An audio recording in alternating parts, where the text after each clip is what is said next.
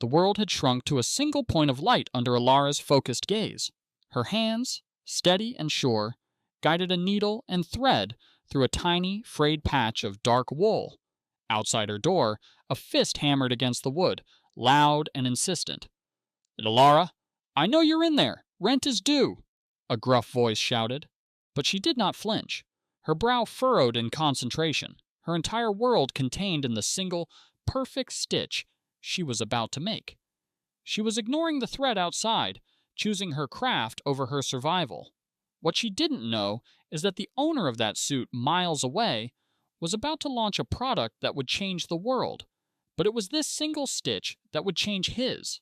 But to understand how she came to be in that small room, choosing her craft over her safety, we must go back to the day before. Alara's tiny apartment was a contradiction. The walls had peeling paint and the floorboards creaked, but everywhere you looked, there was life. Vibrant bolts of silk and cotton were stacked like jewels, and colorful threads spilled from wicker baskets. This small room was both her home and her workshop. It was where she laughed on a spotty video call with her mother in a refugee camp, proudly showing her a complex embroidery pattern she had just completed. It was where she gently mended her neighbor's child's favorite stuffed animal for free, her smile the only payment needed. Her life was filled with these quiet acts of care.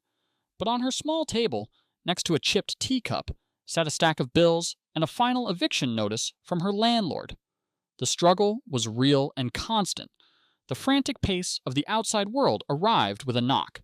An impeccably dressed assistant for the tech billionaire Julian Croft handed her an expensive suit. It was a code-red emergency, the assistant said. Mr. Croft needed it for his big product launch tomorrow.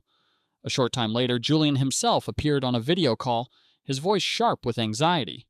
"The tear on the sleeve," he said. "It has to be perfect." Alara looked at the suit. The tear was a simple fix, an easy job, but her expert eye, trained by generations of artisans, was drawn to something else. On the lapel was a small, almost invisible patch, its threads old and worn thin. As Julian spoke, Alara saw his finger tremble on the screen as he gestured vaguely to that exact spot. "And make sure that part is secure," he said, his voice cracking for just a moment before he regained his composure. An assistant would see a billionaire stressed about his image. Alara, a woman whose life was woven with memory, saw something else entirely. She saw a son, terrified of losing his father all over again. Just as she was about to begin her work, her own phone rang. It was a local bridal boutique with a different kind of emergency. They needed 20 bridesmaid dresses hemmed by the next morning. It was simple, mindless work with a sewing machine, but it was guaranteed money. It was enough to pay the rent she owed and fill her empty cupboards. She looked at the pile of cheap, shiny fabric she would have to rush through, and then back at the single, elegant suit on her table. She knew in her heart that the frayed patch needed more than a quick fix. To truly save it, to honor it, she would have to use the damask knot, a difficult, time-consuming stitch her grandmother had taught her. It was a stitch of preservation, not just repair. It would take her the entire night. A text message lit up her phone's screen. It was the boutique. "Need your answer in 5 minutes?" Almost immediately, another message buzzed. It was her landlord.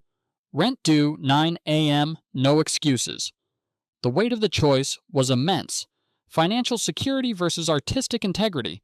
A frantic night of meaningless work versus a slow, quiet night of meaningful craft. She looked at the tiny, frayed patch on the suit, understanding that it held not just thread, but a man's entire history. With a deep breath, she silenced her phone, letting the offer from the boutique expire without a reply. She chose the needle over the machine. She chose memory over money. The next morning, Julian's assistant arrived to pick up the suit. She was stunned. The tear on the sleeve was gone, as expected, but she couldn't take her eyes off the restored patch on the lapel. It looked stronger, yet ancient and full of character. Hours later, after a launch that made headlines around the world, Julian Croft himself appeared at Alara's door. He was calm now, a different man from the frantic person on the video call. He found her in her small apartment, quietly packing her beautiful fabrics into cardboard boxes. The eviction notice lay on the table between them. Julian wasn't looking at Alara. He was looking at the lapel of his suit jacket, which he held in his hands. He gently touched the restored patch. "My father made this patch," he said, his voice thick with emotion. "He was a history teacher. He patched this after I tore my first grown-up suit climbing a tree. He said mending things was how you honor their story." He explained that in the middle of his big presentation, all he could think about was the care she had taken with that small piece of fabric. He realized his own work, for all its innovation, had no story, no soul. The billionaire pulled out a checkbook. "Let me fix this," he said softly. "A new apartment, a real workshop with the best equipment. Anything you want." Alara looked at the blank check, a promise of a new life. Then she looked at the beautiful, traditional fabrics she had been so carefully folding. In a quiet but firm voice, she replied, "Thank you, Mr. Croft. But my skill is not just mine. It is my mother's, and her mother's before her. Back home, there are thousands of women with stories in their hands. Their craft is being forgotten. They don't need a gift. They need a place to work, to share, to teach."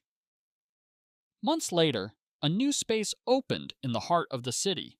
It was a large, bright, beautiful workshop, filled with looms and sewing tables and the warm light of the sun. The sign on the glass door read, "The Heritage Weave Foundation." Inside, a vibrant community of refugee artisans from around the world were weaving, sewing, and laughing. They were not just making clothes, they were remaking their lives, stitch by stitch. Alara, now the foundation's director, stood beside a young apprentice, patiently showing her the intricate loops of the damask knot. Across the room, Julian Croft sat at a simple table. He was not a billionaire benefactor here, but a humble student, fumbling with his own needle and thread as an elderly Afghan woman gently guided his hands. The final image is of Alara's experienced hands covering the young students, a physical passing of a legacy from one generation to the next. She had done more than save a memory. She had built a place where no story would ever be lost to a frayed thread again.